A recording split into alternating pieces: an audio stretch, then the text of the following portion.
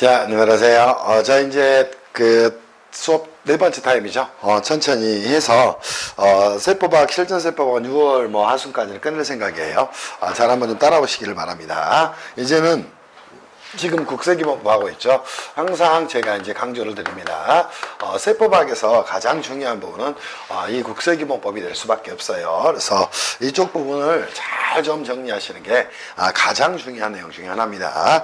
저희가 이제 국세기본법 목차를 보면 조세 총론에서 간단하게 좀 정리하시고, 왜냐하면 글을 쓸 때는 이제 가장 중요한 게 조세 총론에 있는 내용 중에 조세법이 추구하는 기본 원칙들이 가장 중요합니다. 그래서 조세 법률주의 또 조세 공평주의에 대한 부분을 정확히 좀 이해를 하면서 여러분들이 정비를 해 나가셔야 될 거예요. 그러면서 이제 답안지에 헌법적 가치 이런 것도 좀 글을 써주시고, 그렇게 되면 아마 바람직하게 답안지가 나올 걸로 생각이 좀 듭니다. 국세기본법인 총칙은 그리고 나서 총칙을 하죠. 총칙에서는 굉장히 중요한 내용들이 많습니다. 특히나 여러분들 용어의 정의 잘 보시고요. 또 인격, 즉 법인 아닌 단체에 대한 세법상, 즉 국세기본법하고 개별세법의 처리 방법에 대해서 좀 잘 정리하세요. 그리고 이제 여러분들 시험에 나올 만한 게 기한 연장과 이제 담보 제공에 대한 내용이 나올 수 있는데, 그거는 어려운 내용은 아니니까 국세기본법에 있는 규정들을 가지고 잘 좀 정비를 해 놓으세요. 그리고 이제 서류 송달에 대한 부분이 나올 수 있어요. 그때 이제 두 가지가 초점이에요. 하나는 교부 송달, 또 하나는 공시 송달에 대한 내용을 가지고 정리하셔야 돼. 교부 송달을 하려고 했으나 누구예요? 송달을 받을 자, 또 그 이해관계인이 서류 수령을 거부했다는 거예요. 그때는 장소에 송달을 받을 장소에 서류를 두고 올 수도 있는데 걔를 유치 송달이다, 이렇게 이야기를 하게 됩니다. 그리고 이제 우리가 봐야 될 또 하나의 내용은 국세 부과의 원칙이죠. 국세 부과의 원칙에서는 실질 과세 원칙하고 신의성실의 원칙을 중심으로 잘 좀 정리하시라, 이렇게 생각을 하고 공부를 하세요. 그리고 세법 적용의 원칙에서는 세법의 해석 기준, 즉 모논 해석의 원칙하고요. 또 하나가 뭐가 있어요? 소국과세 금지에 대한 부분을 잘 좀 정비를 해 놓으시라, 이렇게 말씀을 좀 드립니다.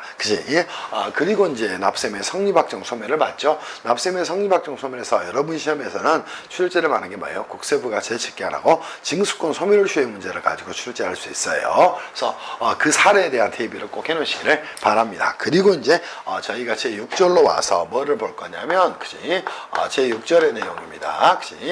기한후 신고, 그죠? 또 수정신고, 그죠? 수정신고, 또 뭐를 봐요? 그죠? 경정청구 등을, 그죠? 경정청구, 또 하나 갈까요? 그죠? 간다면, 증액경정하고, 그죠? 또 감액경정에 대한 부분을 여러분들하고 정비를 좀 할 거예요.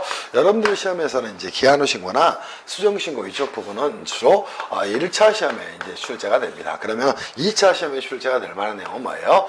경정청구하고 증액경정 또는 감액경정에 대한 내용이 출제가 될 거예요. 그래서 이쪽 부분에 초점을 두고 정리를 하셔야 돼. 특히나 이 경정청구는 다시 두 개로 쪼갤 수가 있죠. 하나는 뭐가 있어요? 그죠? 일반적 경정청구에 대한 부분이 하나 존재하고, 또 하나는 뭐가 있어? 후발적 사유로 인한, 후발적 사유로 인한 경정청구. 이 내용이 이제 추가로 존재를 하게 됩니다. 그때 여러분 시험은 주로 이제 이 후발적 사유가 되는지 안 되는지 여기에 대한 판단을 가지고 주로 출제가 이루어집니다. 그런 부분들을 좀 정리를 해 놓으시면 좋을 것 같아요. 무슨 말씀인지 이해할 수 있겠지. 그리고 이제 아직까지 출제된 적은 없어요. 증액경정과 감액경정은 여러분들 시험에 출제할 가능성이 꽤나 높습니다. 예로 들어서 이제 변호사 시험의 경우에는 이쪽이 이제 굉장히 많이 출제가 됩니다. 그 이유는 이거예요. 그죠?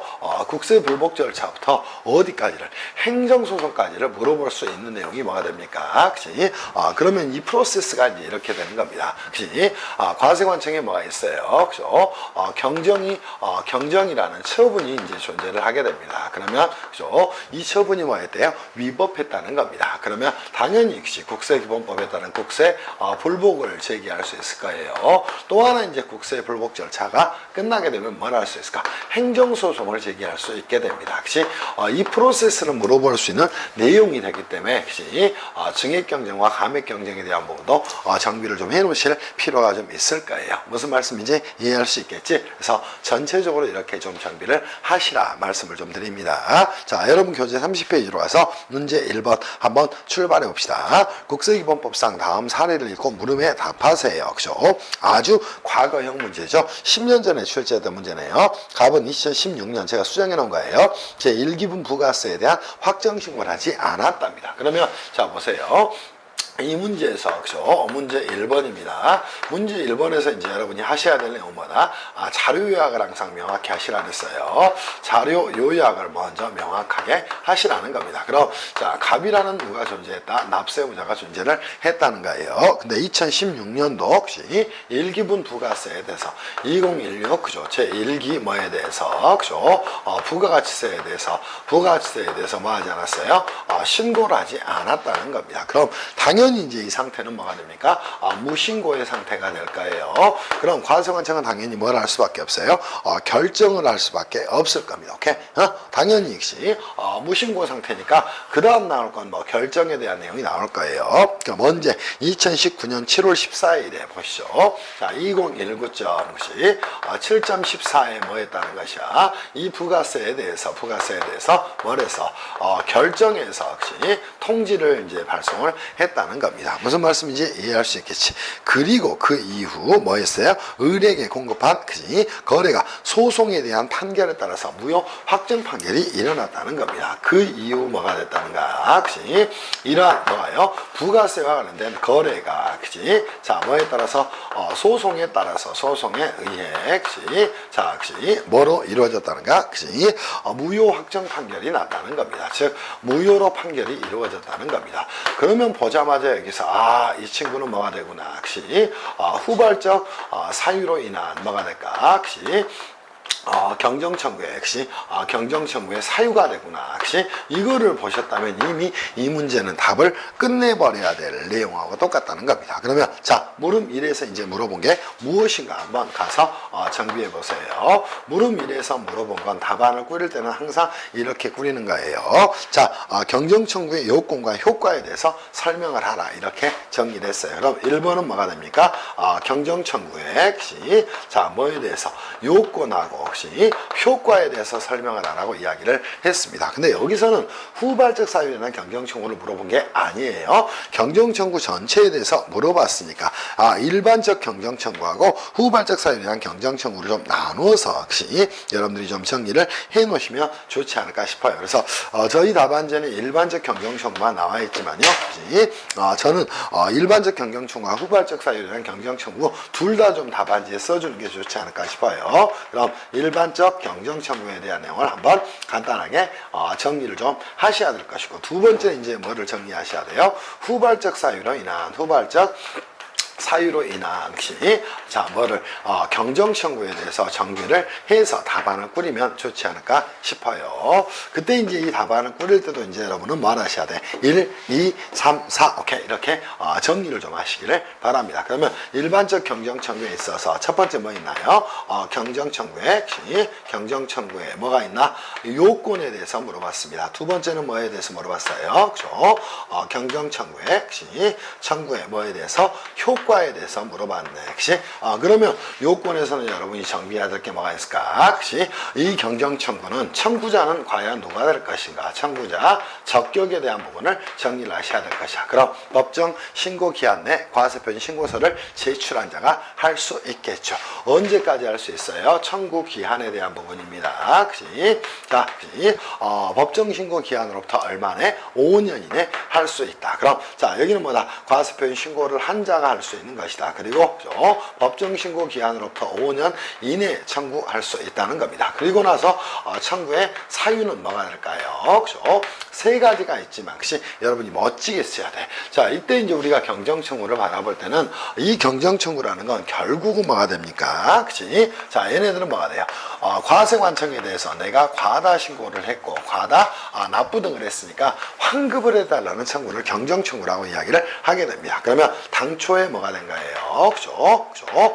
과다 납부가 된 경우가 뭐가 된다? 오케이? 경정청구의 사유가 된다는 겁니다. 그럼 자 뭐에 따라서 세법에 따라 신고해야 될 세액보다 과다하게 신고한 경우 또 과소 환급 신고한 경우 등이다. 이렇게 정리하면 되겠죠. 그러면 이거는 뭐가 돼요? 경정 청구가 된다는 겁니다. 그럼 청구는 뭐야? 납세자의 채권이 되는 겁니다. 그럼 과세관청은 그지? 그 청구일부터 청구 받은 날부터 일부터 얼마 내 그죠? 2개월 이내에 2개월 이내에 뭐래서 결정해서 그죠? 통지할 의무가 있다. 이렇게 정비해 놓으면 되지 않겠어요? 이게 이제 일반적 경정 청구에 대해서 여러분이 답을 달아내야 될 내용이라는가? 이렇게 이제 글을 써가야 돼. 소설을 쓰면 안 되고, 그죠? 자, 그럼 후발적 사유에 의한 경정 청구는 어떻게 될 것인가? 혹시 기본적으로 이제 이렇게 정비를 목 찾아보면서 하시면 되겠죠. 첫 번째 뭐 있을까? 혹시 경정 청구의 요건에 대해서 정비를 하시면 되겠네. 요건은 그죠? 어떻게 됩니까? 첫 번째 혹시 청구자는 어떻게 될까요? 그게 청구자 적격에 대한 부분입니다. 그러면 이때는 두 개로 쪼개주죠. 자, 뭐 법정 신고 기한까지 과세표준 신고를 한 자. 두 번째는 뭐 과세관청으로부터 결정을 받은 자. 오케이?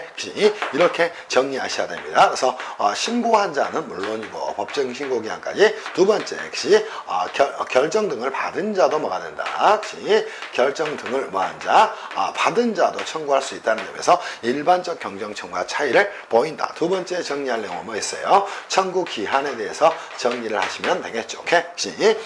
그지? 뭐부터? 혹시 후발적 사유가, 그지? 사유가 발생한 것을, 그지? 발생한 것을 뭐 한부터? 혹시 발생한 것을 안 날부터 얼마 이내에, 그죠?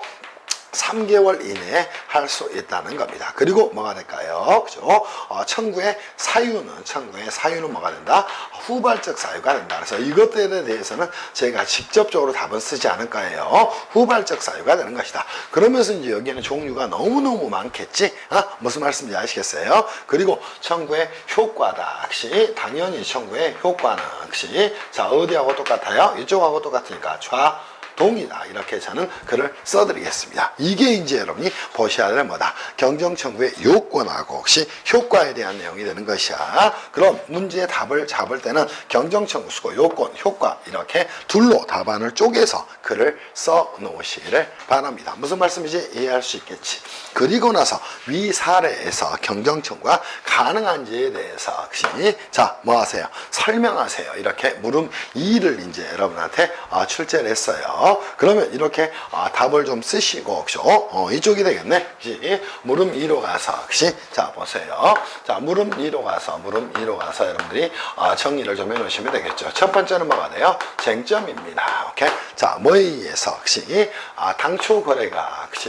당초 거래가 뭐에 의해서, 혹시 거래가 부가세 과세 거래가 되겠죠. 그죠? 자, 뭐에서 소송에 의해, 그죠? 자, 뭐가 일어난 경우, 무효 판결이 있는 경우, 무효 판결이 혹시 그죠? 자, 있는 경우, 그지? 자, 뭐가, 그지?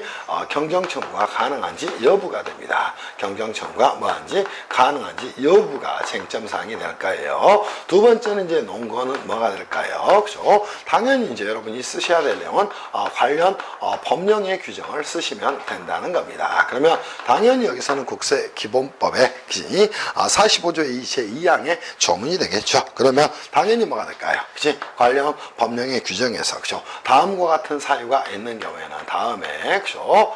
사유가 뭐한 경우에는, 사유가 있는 경우에는 뭐 할 수 있다? 그지? 후발적 사유로 인한 뭘 할 수 있다? 그지?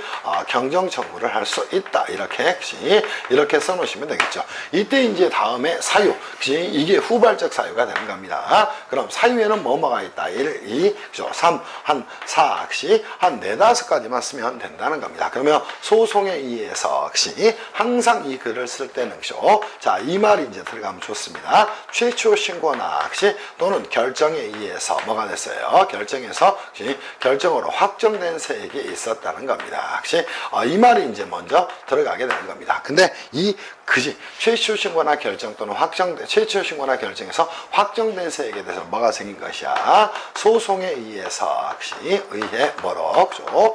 다른 것으로, 그죠? 자, 뭐가 된 경우, 그지? 확정 판결이 난 경우, 이렇게 이제 잡아가시면 되겠죠. 두 번째도 똑같습니다. 최초 신고, 그지? 결정에서 확정된 세액이 뭐해서 국제조세 조정에 관한 법률에 따른 상호 합의 절차에 의해서, 상호 합의 절차에 의해서 다른 것으로, 그죠? 결정이 난 경우 혹시 이런 것들을 이제 여러분이 쓰고 가시라는 것이에요. 무슨 말씀인지 이해할 수 있겠어요? 그죠? 또 하나 혹시 여러분들이 쓰셔야 될 게 뭐가 있을까? 자, 그리고 그리고 이제 3번에는 이렇게 글을 쓰고 가셔야 됩니다. 자, 법정 신고 기한 경과 후, 그죠? 신고 기한 시 경과 후에 뭐한 경우, 그죠? 다음과 같은 사유가 발생한 경우, 그죠? 같은 사유가 뭐한 경우 발생을 했다는 겁니다. 그러면서 이제 기역, 그지? 니은 한 2개만 쓰셔도 되겠죠? 자, 당초에 거래의 근거가 된 뭐가 됐어요? 그지? 행정관청에, 그지? 행정관청에 뭐가 됐다는 겁니까? 인허가가, 그지? 자, 뭐가 됐어? 취소가 된 경우, 그지? 또 하나가 뭐가 있어? 그지? 당초에, 그지? 계약이 해제권 행사에 의해서, 해제권 행사에 의해서 뭐가 되거나, 해제가 되거나, 또는, 그지? 부득이한 사유에 의해서, 부득이한, 그죠? 사유에 의해서, 그지? 사유로 인해서 뭐가 된 경우, 무효나, 그지? 취소가 된 경우, 이런 경우 등이 있다. 이렇게 이제 쓰고 가시라는 게, 오케이? 그러면 3번은 뭐가 될까요? 그죠? 결론 가도 크게 문제가 없을까요? 오케이? 사례 판단할 만한 사항이 전혀 아니죠? 자, 뭐가 나왔어? 이미 소송에 의해서 최초 신고 결정에서 확정된 세액이 다른 것으로 확정 판결이 났으니까 이는 뭐가 됩니까? 그지? 위에 그지 이 내용을 종합적으로 고려해 볼 때 그지 갑의 그지 자 2016년 그죠 2001년 그죠 부가가치세 관련 거래는 그지 부가세 관련 거래가 뭐에 의해서 관련 거래가 그지 소송에 의해서 그지 자 뭐로 다른 것으로 뭐가 됐다는 것이야 그죠 확정 판결이 났답니다. 오케이 확정 판결이 있는 것은 당연히 뭐가 된다 그지 후발적 사유로 인한 것이 경정청구의 사유가 된다. 이렇게 이제 글을 써가시면 너무도 멋진 답을 꾸릴 수 있을 거예요. 이게 이제 여러분이 보셔야 될 답안지의 모습이에요. 꼭 이렇게 글을 써가시기를 바랍니다. 이 정도는 해야 이제 세법학을 한다고 하는 것이, 그지? 그러면, 그렇지 않고 공부를 하면 안 되겠죠. 그지? 그지 않아요? 그래서 여러분이 이제 정비를 해 놓을 내용으로 가보면, 그지? 물음 2에 대한 내용을 이렇게 정비를 좀 해 놓으시길 바랍니다. 어탈자가 났네? 물음 2인데, 물음 1이라고 되어 있어요. 2로 수정을 해서, 그지? 이렇게 정비를 좀 해 놓으시기를 바랍니다. 이해하겠죠? 충분히 답안을 이렇게, 여기에 있는 답안지에 있는 내용을 모두 가져갈 수는 없어요. 그러니까, 그지? 여기에 있는 내용들을 간략간략하게, 그지?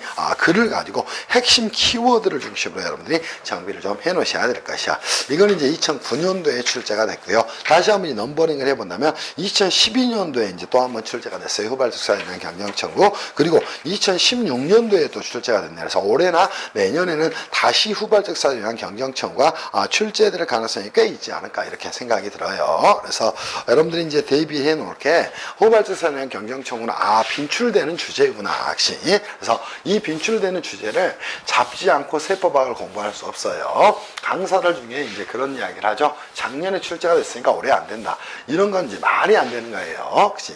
그래서 그렇게 정비들을 좀 해 나가시기를 바랍니다. 이해됐을 것으로 생각해요. 이제는 여러분하고 어디 갈 거냐면, 그죠? 여러분하고 추가적으로요. 그죠? 어디가 할 거냐면, 그죠? 자, 문제 2번으로 가서, 그치? 여러분들하고 정비를 좀 해 보겠습니다. 문제 2번 한번 갑시다. 문제 2번 가서 정비를 좀 해봐요. 그죠? 갑시다. 문제 2번은 어떤 내용일까요? 이 문제도 아마 후발적 사유나 경정청구에 대한 내용이 될 거예요. 그죠? 자, 2번 가서 한번 정리합시다. 근데 이제 문제가 너무도 이제 한 문제가 나왔어요. 그래서 2012년도 문제를 보면서 여러분 이제 이렇게 생각하셔야 돼. 그치? 생각하셔야 됩니다. 그치? 한번 이제 고민을 좀 해야 될 부분이 이제 이거예요. 자, 문제 2번은 그치? 현재는 그치? 이러한 형식은 출제되지 않습니다. 그치? 문제 2번은 뭐예요? 그죠? 단일 문제로 이제 출제가 됐는데요. 그죠? 이러한 문제 형식은, 이러한 형식은, 그죠? 현재는, 그죠? 출제되지 않습니다. 그치? 그러면 이 문제가 출제가 된다면, 1번은 이제 이론형을 물어보는 문제를 출제를 할 거예요. 그래서 오히려 이제 2016년에 출제되는 내용, 그치? 이게 이제 기본적인 내용이 아마 될 겁니다. 그래서, 오히려 이제 여러분들이 볼 때는 단일 문제 형식은 현재는 출제되지 않으니까 물음 1에서는 어떻게 출제했냐면 기본적인 뭐예요? 이론이나 학시 또는 그죠? 사례를 제시를 좀 할 거예요. 오케이? 그래서 여기에 대한 부분을 좀 정비한 다음에 두 번째에서는 뭐예요? 사례를 그대로 또 하나 사례를 출제하거나 또는 이 사례를 뭐해서 변형을 해서 출제하는 문제로 출제를 할 거예요. 그래서 문제 2번에서는 여러분이 이제 아셔야 될 내용 중에 굉장히 중요한 내용 중에 하나가 뭐예요? 똑같은 2번하고 뭐예요? 3번 문제는 거의 똑같습니다. 그래서 문제 2번 한번 읽어보면서 여러분하고 한번 정비할게요. 다만 이 문제 2번에 문제를 풀면서 여러분이 뭐를 정확하게 후발적 사유로 인한 경정 청구에 있어서 경정 청구에 모든 그죠 내용을 정리를 좀 해놓으시길 바래요. 특히나 이제 후발적 사유로 인한 경정 청구에서 굉장히 이제 중요한 것 중에 하나가 뭐예요? 법정 신고 기한 경과 후에 당초에 이제 체결되었던 사인 간의 계약이 해제권 행사에 의해서 해제가 되거나 또 부득이한 사유로 무효 또는 취소가 된 경우, 오케이? 그때 이제 부득이한 사유인가 이 부분에 대해서 이제 여러분들이 정비를 좀 해놓으셔야 될 부분이야. 그래서 세법학은 답이 맞다, 답이 맞지 않다. 그거는 이제 굉장히 어려운 문제 중에 하나예요. 왜냐하면 부득이한 사유다. 이 말은 부득이하다, 오케이? 이걸로 이제 정비가 될 내용이었기 때문에 나중에 이것 또한 헌법 소원의 대상이 될 수 있어요. 그래서 이 부득이한 사유에 대해서는 좀 명확하게 정비를 좀 해놓을 필요가 있는 내용 중에 하나가 됩니다. 그래서 이 문제를 한번 읽어보면서 여러분하고 정리합시다. 자, 항상 문제를 읽으면서는 뭘 하셔야 되냐면 여러분이 자료 요약을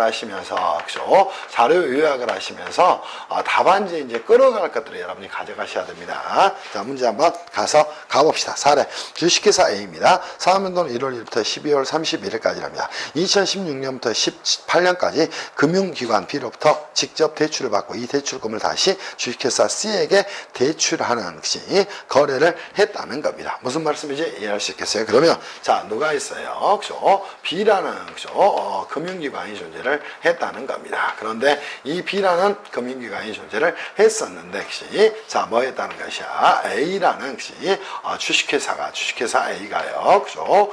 주식회사 A라는 친구가 뭘 했다는 것이야? 이렇게 대출을 받았다는 겁니다. 그러면 이런 표시는 시험지에 하셔도 됩니다. 그래서 이렇게 말했어요. 그죠? 차입을 했답니다. 대출을 이렇게 받았어요. 그죠? 그리고 나서 뭘 했냐? 대출금을 다시 주식회사의 C에게 뭘 했다는가? 자, B금융기관. 자, 이렇게 뭐 했다는가? 주식회사 C가 존재를 했다는 겁니다. 주식회사 어디에? C에 이렇게 뭘 했어요? 그죠? 자, 차입을 했다. 이렇게 표현하는 게 맞겠죠? 그죠? 여기를 대출이라고 이야기했으니까 이렇게 금융기관으로 차입을 해서 뭐 했다는가? 이렇게 대출을 해줬다는 겁니다. 그러면서 이제 정리를 합시다. 쟁점거래가 되겠죠.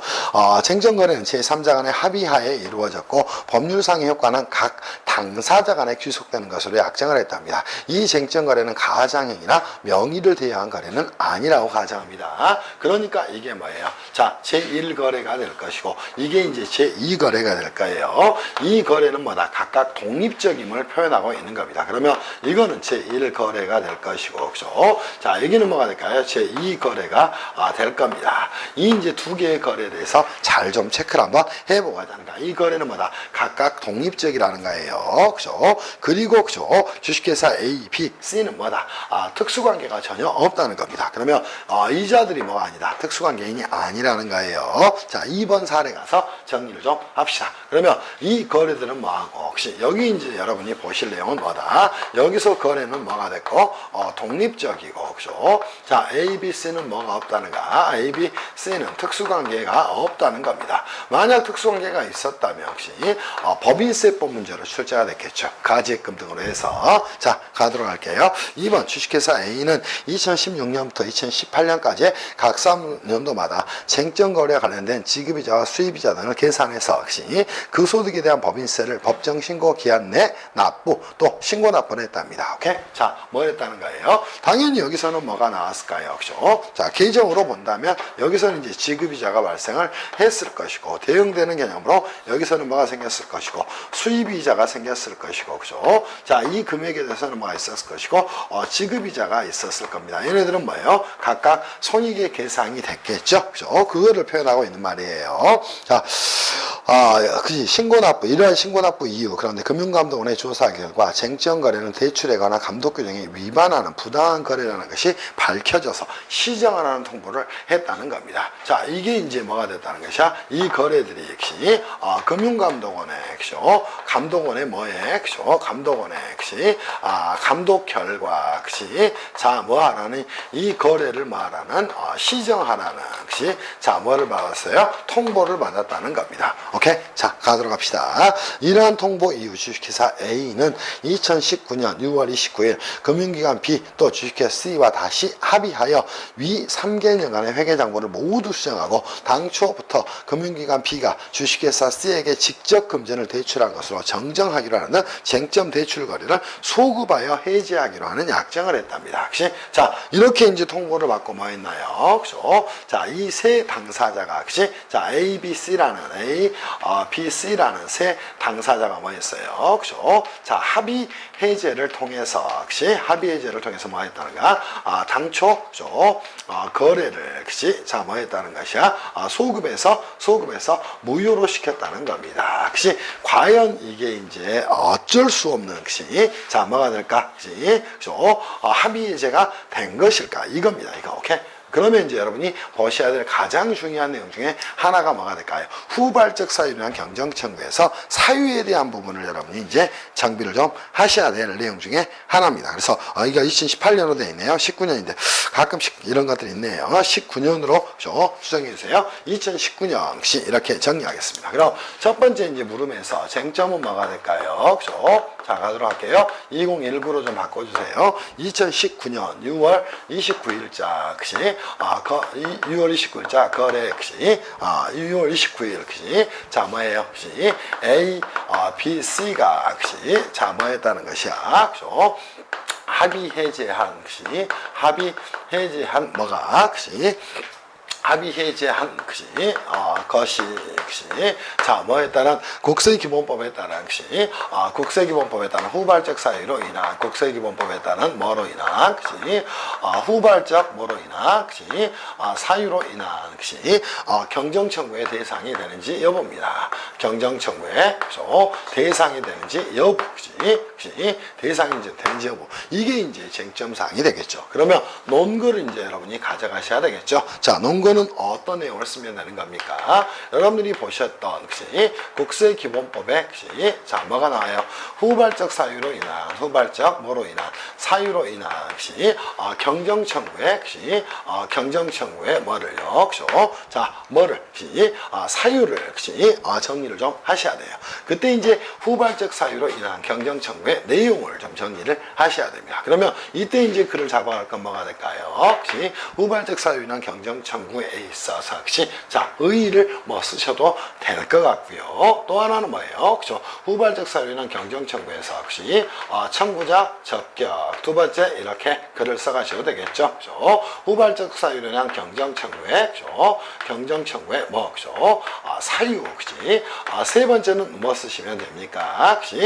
경정청구 기한 청구에 대한 뭐를 그죠? 청구의 기한에 대한 부분 쓰시면 되고요. 그죠? 경정청구의 뭐에 대해서 효과에 대해서 이제 글을 써가시면 돼. 여기서 이제 가장 중요한 내용은 뭐가 될까? 이 경정청구의 사유에 대한 부분이 될 겁니다. 그러면 이 경정청구의 뭐에 대해서 이 사유에 대해서 여러분들이 이제 정리를 좀 하고 가셔야 돼. 여기에 쟁점상의 사유는 뭐가 될까요? 그죠? 자, 1, 2, 3, 4, 5 중에 나중에입니다. 자, 법정신고 기한 경과 후에 그죠? 기한 뭐 경과 후에 당사자 중 일방이 뭐한 경우 그죠? 해제권 행사에 의해서 뭐가 되거나 계약이 해제가 되거나 이게 이제 중요한 내용입니다. 두 번째는 뭐가 될까요? 부득이한 사유로 그죠? 부득이한 사유로 뭐가 된가? 시 무효나 시 취소나 시 취소 등이 있는 경우. 오케이? 여기서 이제 쟁점사항은 이걸 겁니다. 부득이한 사유로 취소가 된 경우에 해당이 될 것이냐, 안 될 것이냐, 이제 이게 이제 가장 중요한 내용이 될 거예요. 그죠? 해제되거나 취소 등이 된 경우에요. 혹시 여기에 대해서 이제 여러분이 사례 판단을 해서 가져가셔야 한다는가. 그럼 세 번째 봐야 될 내용은 뭐가 있을까? 사례 판단에 대해서 정비를 좀 하고 가셔야 됩니다. 혹시 자, 사례 판단에서 이렇게 이제 글을 잡아가시면 되겠죠. 자, 첫 번째 이렇게 글이 길다면 이렇게 나눠 써도 됩니다. 근데 이제 쪼개서 써도 됩니다. 쟁점 그죠? 거래는 혹시 언제 발생했고 2000 혹시 자 언제서부터 발생을 했나요? 16년부터 그죠? 2016년부터 2018년까지 역시 18년까지 뭐 했고 그죠?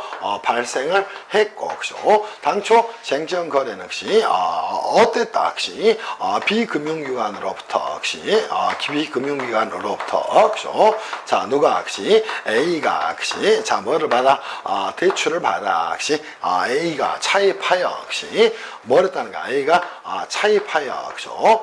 그 차입한 금액을 뭐 했다는가? 그 차입 금액을 뭐 했다는가? 역시 B에게 역시 자 뭐 한 것이다?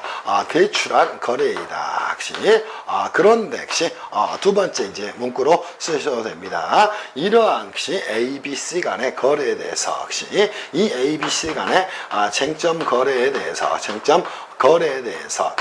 자 A, B, C입니다. A, B, C 간의 쟁점 거래에 대해서 역시 금융감독기관에 그죠? 감독기관의 뭐에 의해서 역시 시정 요구에 의해서 그죠? 당초에 뭐가 됐다는가? 그죠? 당초에 역시 계약을 뭐하고 그죠?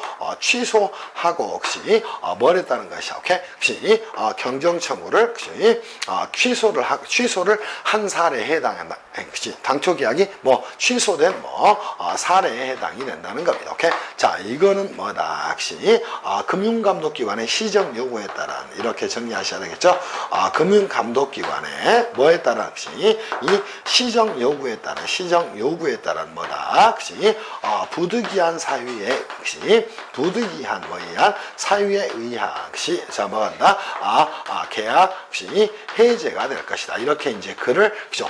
잡아가시는 거야. 이게 이제 사례 판단에 대한 내용이 될 거예요. 그리고 이제 결론을 여러분이 잡으신다면 그죠? 자 위의 내용을 종합해 볼 때 저는 답안지를 이렇게 쓸 것 같아요. 그래서 이건 이제 강사들마다 약간 달라질 수도 있는 내용이고, 그지? 또 채점자 입장에서도 달라질 수 있어요. 그때 이제 중요한 내용은 뭐야? 이 프레임을 갖고 여러분이 글을 썼는 거야. 오케이? 그러면 당연히 결론은 어떻게 됩니까? 그죠? 자 위에 역시 내용을 그지? 위의 내용을 그죠? 종합적으로 말할 때 역시 고려할 때 이렇게 이제 정리를 좀 해 놓으시면 되겠죠. 이는 뭐 국세기본법에서 역시 이는 역시 자 어디에서 국세기본법에서 역시 국세기본법에서 규정한 역시 자 뭐간다 후발적 사유는 경정청구의 사유에 해당이 되는 것으로 그죠.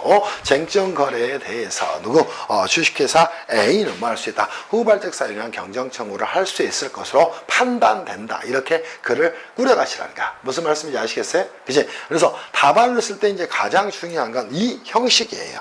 여러분이 뭐 답이 맞다 안 맞다 이게 중요한 게 아니라고 이거는 순수한 뭐가 됩니까? 단일 문제입니다. 이거는 오로지 이제 딱 하나예요. 사례 판단에 대한 문제로 출제가 된 거예요. 그러면 여러분이 이제 글을 써갈 때 이러한 사례 판단 문제에서는 혹시 자 충분히 제가 지금 쓴 내용만 가지고도 이 프레임이 나옵니다. 그러면 첫 번째 뭐 한다? 쟁점 정확하게 파악한다. 두 번째 뭐 한다? 논거 정확하게 파악한다. 그러니까 이제 이 주식회사 A에 대해서 당연히 뭐가 있을까? 수입이자와 지급이자의 차익이 있겠죠. 당연히 많았을 거예요. 수입이자가. 그렇다면 여기에 대해서 뭐를 후발적 사유는 경정청구와 금융감독 기관의 즉 금융감독원의 시정 통보에 따라서 이거를 한 거래가 과연 후발적 사유랑 경정청구가 사유가 될 것인가? 저는 당연히 된다고 봅니다.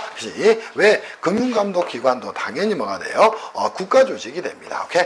물론 합의제 기관이 되겠지만 그러면 이렇게 여러분이 글을 꾸려가셔야 된다. 이때 이제 학생들 중에 또는 강사들 중에 이 결론이 맞아야 됩니다. 무슨 객관식이야? 객관식이 아니야. 그러니까 결론이 맞는 게 중요한 게 아니라 여러분은 무조건 이렇게 글을 꾸려갈 수 있도록 하기를 바랍니다. 그래서 물음에서 2018년 6월 29일자가 아니라 2019년 6월 29일자로 좀 수정을 좀 해주시면서 정비를 좀 하세요. 문제를 볼 때 이렇게 여러분이 살펴보셔야 됩니다. 그렇게 정비를 좀 해놓으세요. 내년에는 이제 오탈자가 아마 거의 없어질 거예요. 왜냐하면 저희 이제 또 제자 중에 세무사분께서 저희 사무실에 와서 저를 좀 돕기로 해서요. 그렇게 정비를 좀 하시면 되지 않을까 싶어요. 그래서 역시 저는 이거를 이렇게 봅니다. 부득이한 사유로 인한 계약 해지에 해당된다. 오케이? 그러니까 이는 후발직서에 의한 경정 청구의 사유가 된다. 이렇게 판단이 됩니다. 그래서 쟁점 역시 두 번째 논거 역시 세 번째 사례 판단 역시 또 결론 이렇게 이제 글을 써가시길 바랍니다. 이게 이제 20점짜리 문제였으니까 이렇게 완벽히 꾸려도 충분한 내용이에요. 왜냐하면 이러한 답안을 꾸리는 것도 그죠. 자 이게 이제 20점짜리 문제였어요. 그죠? 그럼 이제 답안지는 어느 정도 작성하면 좋아요. 그죠? 2장 정도 작성하면 좋습니다. 오케이? 그래서 2페이지 정도 정리를 해서 이렇게 정비를 좀 해 놓으시기를 바랍니다. 무슨 말씀인지 이해할 수 있겠어요? 충분히 정비가 될 것으로 생각합니다. 그지? 충분히 정비가 될 것으로 생각합니다. 오케이? 그지? 이제 여러분한테 뭐가 됩니까? 그지? 이 부분을 추가로 정비를 했고 그 다음 문제 37페이지에 있는 그치? 3번 문제로 가서 정비를 좀 할 거예요. 그래서 37페이지 가서 여러분들하고 좀 정비를 해 보도록 합시다. 아마 저희 수업이 스피드도 있고요. 정리하기 굉장히 좋을 거예요. 최소한 실전세법학 정도는 수업을 듣고 여러분이 공부를 하셔야 돼요. 그렇죠? 그렇게 해 나가시기를 바랍니다. 자 이제는 어디 갈까요? 문제 3번으로 가서 정비를 좀 해 보도록 하겠습니다. 자, 문제 3번 한번 가서 정리하겠습니다. 자, 그지? 변변하게 이러한 연습 강의 하나 없는 게 세무사 2차 시험 시장의 모습이에요. 그지? 저는 개인적으로 그죠? 이러한 강의가 자꾸 많이 만들어져서 수험생들이 이제 주말반 해가지고 와서 수업 들으면 뭐합니까? 기본 이론도 모르는데. 그지? 공무원들 특히 많이 그러죠? 공무원들은 뭐 세법을 알면 얼마나 알겠어요. 그지? 공무원 시험 보면서 조금 배웠던 거 가지고 실무 가서 써먹는데 그러더라도 항상 글 쓰는 법이라든가 법이라든가 이런 것에 대해서는 정비를 좀 잘 해놓으셔야 될 거예요. 자 이제는 문제 3번으로 가서 한번 정비를 해봅시다. 2번과 3번 문제는 거의 똑같은 문제입니다. 그러면 유형만 바뀐 거예요. 그죠? 자 국세기본법상 다음 사례를 읽고 물음에 답하세요. 2016년도에 세무사 2차 시험 기출문제입니다. 이제 다시 출제될 가능성이 좀 있죠. 어차피 후발직 사유나 경정청구는 한 4년에 한번 출제가 이루어집니다. 3, 4년에. 그래서 여러분이 이제 기출문제 넘버링을 보면은 걔네들이 이제 계속 반복적으로 출제되는 걸 알 수 있을 거예요. 오케이? 그래서 한번 출제에 대한 프레임을 잡잖아요. 그러면 모든 시험에서는 그 출제 프레임을 크게 벗어나지 않습니다. 그래서 여러분이 이제 2차 시험 공부할 때도 가장 중요한 내용 중에 하나 뭐예요? 기출문제를 잘 분석을 하는 거예요. 그렇게 정비를 좀 해 놓으시기를 바랍니다. 자, 3번 문제 가서 역시 국세기본법상 다음 사례를 읽고 물음에 역시 자 답하세요. 이렇게 정비가 되어 있네. 물음은 두 개구나. 그래서 먼저 이제 여러분이 스캔을 하셔야 됩니다. 자 이제는 뭐랄까요? 문제 3번에 있어서 여러분하고 그죠? 자료 요약을 먼저 한번 해보자는 겁니다. 그러면 자료 요약을 어떻게 해석할까 한번 보시죠. 자 사례죠. A법인은 부동산 개발 사업을 주목적으로 설립된 아파트 건설 시행사랍니다. 그러면 자 가장 먼저 이제 나온 게 뭐예요? A법인에 대해서 나왔네요. 그죠? 그래서 이제 여러분들 연습지도 주는 거예요. 근데 왔다 갔다 하지 말고 실제 답안지에 표시해도 아무 상관이 없어요. 남습니다. 16페이지인데 뭐 그걸 어떻게 다 써요? 1시간 반 동안 못 씁니다. 그래서 여러분들 제 말씀 듣고요. 그치? 항상 이렇게 문제 위에다 하셔도 아무 상관없습니다. A법인은 부동산 개발 사업을 주된 목적으로 설립된 아파트 건설 시행사랍니다. 그러니까 뭐가 돼요? 건설, 그죠? 시행사다. 그치? 시행사는 뭐예요? 그치? 토지를 가지고 있는 이제 소유자가 될 것이고, 또, 시공까지 같이를 할 것 같아요. 그치? 시행사이자 뭐다. 그죠? 시공사다. 그치? 또, 분양사다. 이렇게, 정리가 되겠죠. 자, 2015, 4학년도부터 경기도 남양주시 별내 도시개발구역의 아파트단지 3,000세대를 신축 분양을 했다는 겁니다. 그치? 당연히 이 A법인은 어디에서, 그죠? 별내 신도시가 되겠죠. 남양주에서 얼마를, 3,000세대를 뭐 했다는 거예요? 신규 분양을 했답니다. 제가 봐도 뭐, 분양했는데 이제 일이 터지겠네요. 그치? 터지지 않겠어요? 자, 분양을 했어요. 근데 이 분양 신청을 받아서 역시 자 뭘 했는데 그치?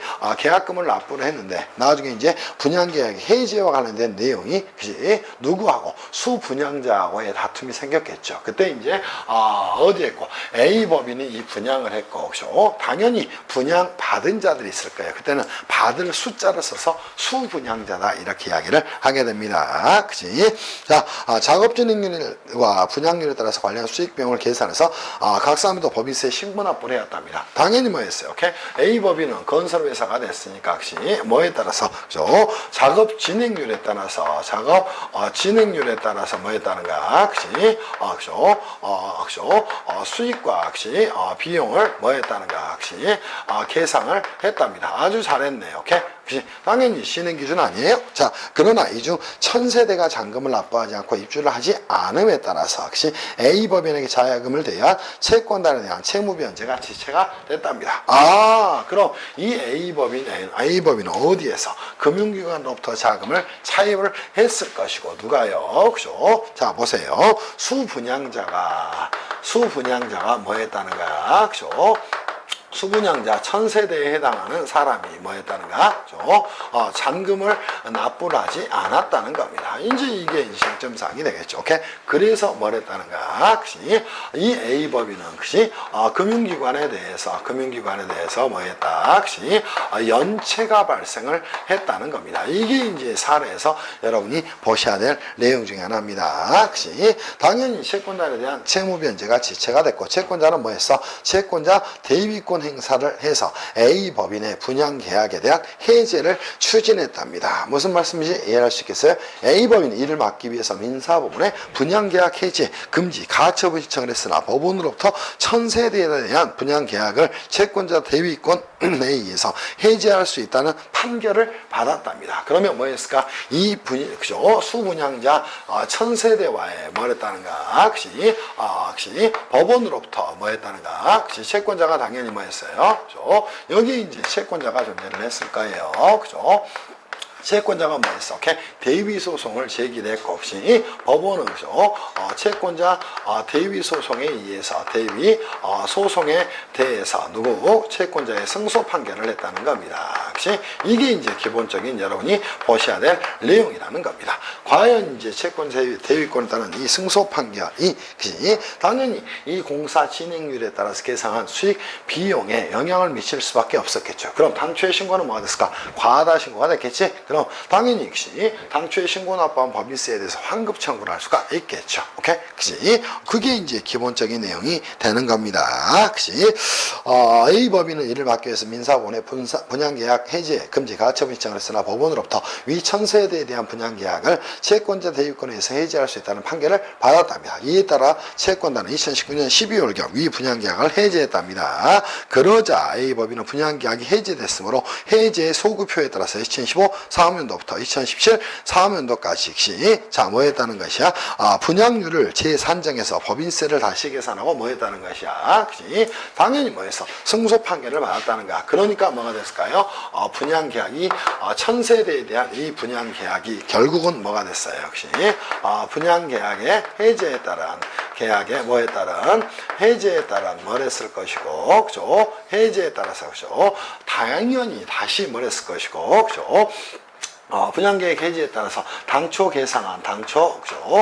계상한 계상한 뭐를 역시 수익과 뭐에 대해서 비용에 대해서 역시 자 뭘 했을 것이고 정정을 했을 것이고 그에 따라서 뭐가 생겨났을 거 당초 과하다 그죠? 뭐가 생겨났을 것이고 신고 납부분이 생겨났을 것이고 그에 따라서 뭐 했다는 것이야? 국세기본법에 따라 역시 경정 청구를 하려고 한다. 여기에 대한 이제 사례 내용이 되는 겁니다. 됐어요? 그럼 물음 1로 가서 이제 한번 정리를 좀 해보도록 합시다. 자, 물음 1, 그치? 자, 가시죠. 그죠? 물음 1에서 물어본 건 두 가지가 됩니다. 자, 뭐가 될까요? 국세기본법상 후발적 사유에 대한 경정청구제도의 취지에 대해서 물어봤어요. 그러면 후발적 사유로 인한, 그치? 사유로 인한 뭐를, 그치? 경정청구제도의, 그죠? 제도에 뭐가 될까요? 취지는 과연 무엇일까? 이렇게 정리하면 되겠죠. 자, 뭐가 생겼어요? 이 후발적 사유가 생겼답니다. 그럼 당초에 신고 납부한 세액이 뭐가 됐다는가? 과다 신고 납부가 됐다는 겁니다. 오케이? 그러면, 당초에, 과다, 신고, 납부한 세액은, 자, 뭐 하자는가? 세액에 대해서, 자, 그 권한이 없어진 경우에, 정당한, 뭐가 있는 경우에, 사유가 있는 경우에, 뭐 하자는가? 환급을 허용하는 제도가 됩니다. 오케이? 자, 무슨 말씀이지? 이해할 수 있겠지. 그것은 뭘 위한 것이다. 그치? 납세자의, 자, 뭐를, 권리를, 자, 보호하기 위한 취지다. 이렇게 정리를 좀 하시면 되겠죠. 그래서, 후발적 사유는 경정청구제도의 취지는 뭐다? 당초 과다 신고 납부한 세액에 대해서 정당한 사유가 있어서, 환급 사유가 발생하는 경우에, 환급 사유가 자, 뭐 하는 경우에? 발생하는 경우에, 국세기본법에 따른 뭐를 환급을 허용함으로써 납세자의 권리를 보호하고 뭐 하자는 것이야. 그치? 그를 통해서 납세자의 자, 헌법상 개념도 써주시면 좋습니다. 뭐 하자? 헌법상 재산권의 침해를 뭐 하자? 최소화하자 또는 뭐 하자? 방지하자. 이렇게 이제 글을 쓰시면 제 생각에는 여기에 점수가 몇 점일까요? 5점 정도 배점이 됐을 거예요. 그러면 6, 7줄 정도 해서 여러분이 이 글은 꼭 쓰셔야 됩니다. 당초 과다 신고와 납부한 세액에 대해서 정당한 사유가 있는 경우에, 즉 환급 사유가 발생하는 경우에 환급을 허용함으로써, 자, 납세자의 뭐를 권리를 보호 또는 강화하고, 보호한다고 써도 되고요, 강화한다고 써도 됩니다. 또 하나 뭐예요? 납세자의 재산권 침해를 최소화함으로써, 자, 뭐 하자? 과세, 조세 공평주의를 실현하자. 과세, 공평주의를 맞아 조세 공평주의라고 표현해도 되고요. 그죠? 항상 이를 조세의 뭐를 조세 공평주의라고 이야기합시다. 과세의 뭐를 공평을 실현하기 위한 취지다.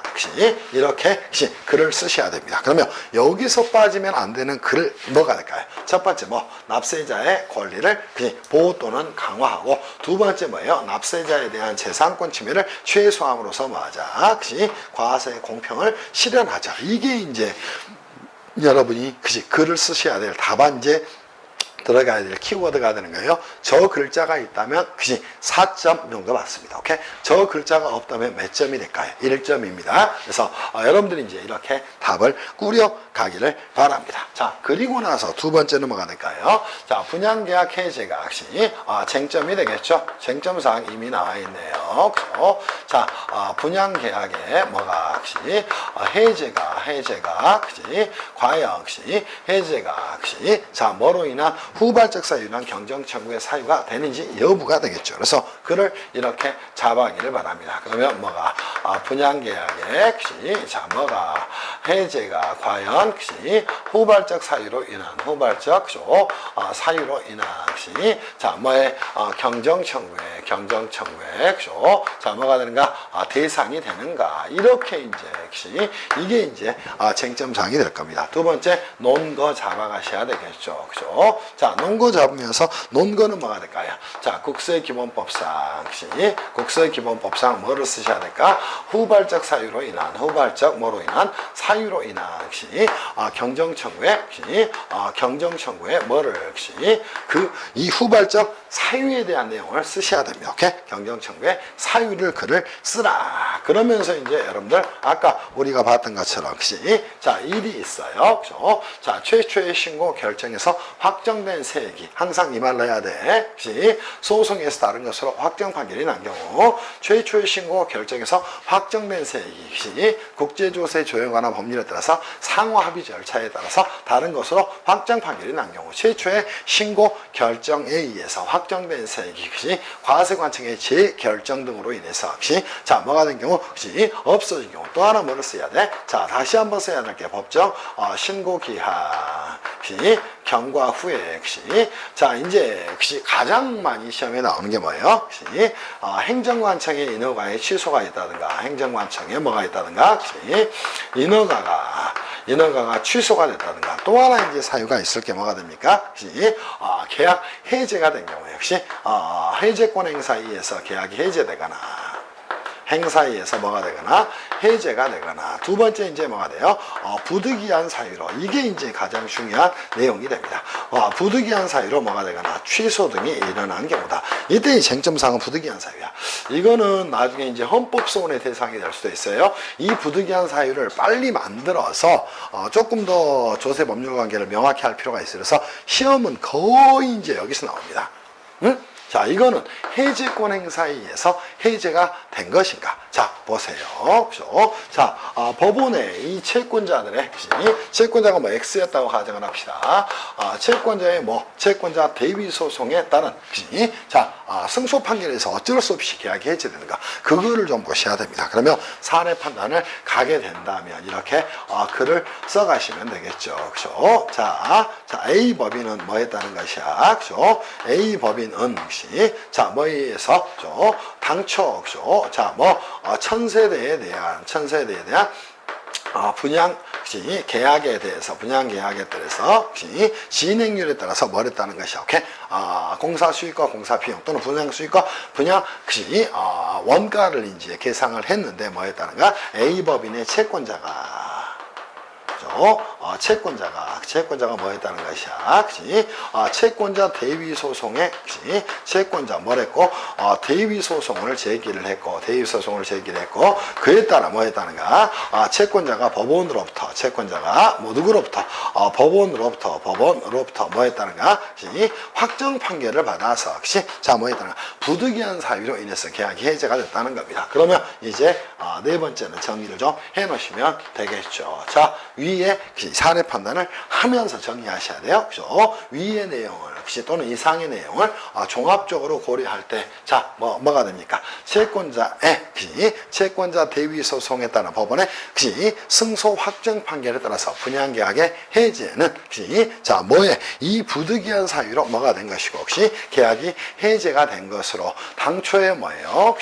계상한 공사 수익과 공사 비용은 과다하게 예상됐을 것이고, 이는 국세기본법에 따른 후발적 사유는 경정청구의 대상이 된다. 이렇게 정리를 좀 해놓으시면 되겠죠. 무슨 말씀인지 이해할 수 있겠어요? 이렇게 정리를 좀 해놓으시기를 바랍니다. 충분히 정리가 됐을 거예요. 또 위 사례에서 세무사항 B가 분양계획 해지에 따른 손해를 해지일이 속하는 사무도에 반영한다는 사유로 언제부터 15년부터 17년까지에 대한 법인세 규정을 모두 거부한다면 이게 적법한 것인지 여부에 대해서 정리를 좀 하도록 합시다. 당연히 뭐가 됩니까?